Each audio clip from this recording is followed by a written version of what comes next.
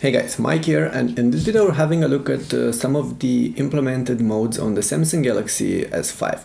By default the phone looks like this, but you also have a couple of particular modes that you can actually access from the settings and go to the device tab, and you have them in here. For instance, you have an easy mode.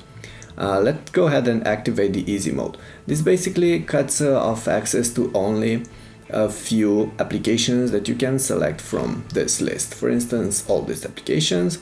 Press done, wait for a bit, and the interface looks like this. It's a lot larger, it has a larger icon, so it's easier to actually use. The dialer has been increased a bit as well. The messaging app is basically the same, but you don't have access to all the applications. So this easy mode is somewhat meant to help you transition to a phone like this. If you're not actually experienced with Android devices, you will probably enjoy this easy mode. You have the easy settings again without all of these options, but you can go ahead and switch them on if you want to. Okay, let's go back to the standard mode. Okay, standard mode. And what else do you have in here? You have this blocking mode. The blocking mode is meant to turn off notifications for selected functions. Let's activate it. You can turn off notifications for incoming calls. You can turn off all notifications. You can turn off alarm and Twitter and timers. And of course you can set up from here when to activate this particular mode. Basically you will want to activate this when you're very busy or during the night if you don't want to be disturbed, and only allowed contacts will be able to get through to you. And the allowed contacts can be set up from here. You have a custom list and you can add the allowed contacts. For instance, I want to add these contacts. Done. So only these contacts can get back to me, and only from these contacts I'll be able to see notifications if they contact me, if they send me a message or call me. Okay, so that's the blocking mode. Okay, we also have a private mode in here, which is quite cool because it protects the information on your phone and makes it only available to you. That you can protect it with a passcode or with your fingerprint. Let's go ahead and start this. You can protect images from the galleries, videos, music, voice recorder, files you've recorded, your voice memos, and of course other types of files on the device.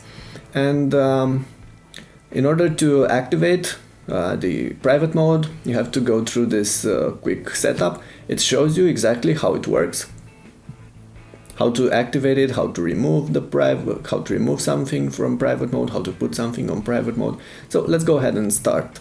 I'm going to select fingerprint lock. Okay, and let's go and open the gallery. We have a bunch of pictures here, and let's say that I want to have this one added to the private mode. I go in here. Actually, first I have to activate private mode. So I've activated the private mode. My fingerprint was recognized now, and now we're on private mode. And let's go ahead and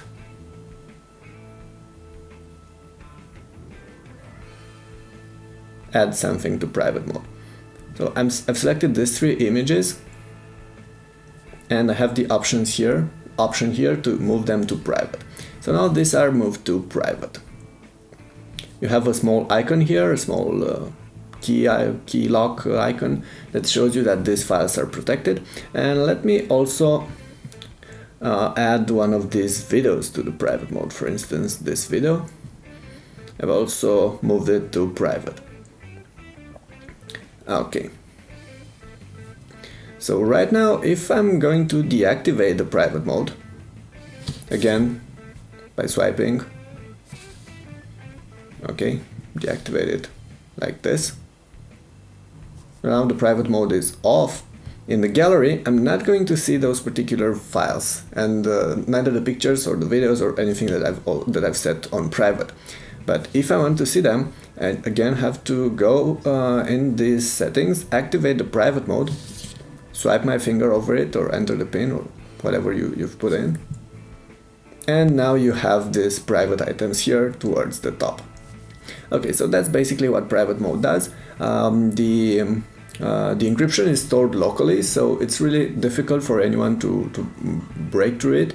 And if you use your fingerprint, again, it's almost impossible for anyone to access the content that you've put on private mode, even if your phone gets stolen or you lose it or anything like this. Okay, so those are some of the modes available. For the Galaxy S5, there's also a kids mode, but more about that we'll talk more about that in a different video. Okay, that's about it for now. Thanks for watching. If you have any questions, make sure to leave them below. And if you're interested in more details on the Samsung Galaxy S5, make sure to check my other videos on the channel. Again, thanks for watching, and I'll see you guys soon.